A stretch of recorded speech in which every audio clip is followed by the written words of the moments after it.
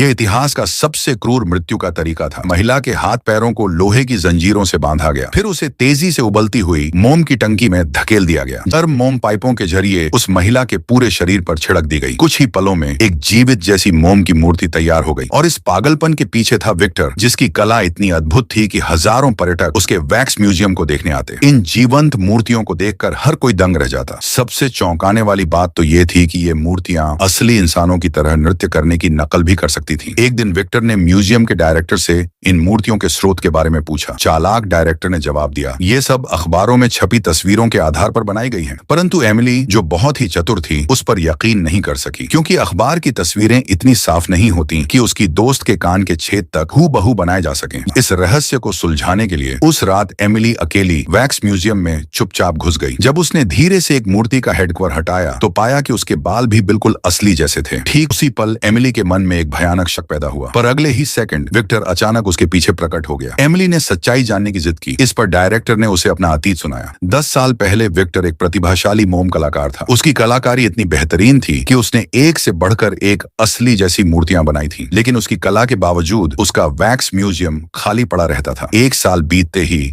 उसकी महिला निवेशक ने हिम्मत खो दी। उसने सुझाव दिया कि विक्टर को अब डरावनी थीम पर आधारित मूर्तियां बनानी चाहिए। विक्टर के ना मानने पर उस महिला निवेशक ने भयानक योजना बनाई, पूरे म्यूजियम में आग लगाने की, ताकि इंश्योरेंस से मोटा पैसा मिल सके। विक्टर ने उसे रोकने की कोशिश की, पर दोनों की झड़प के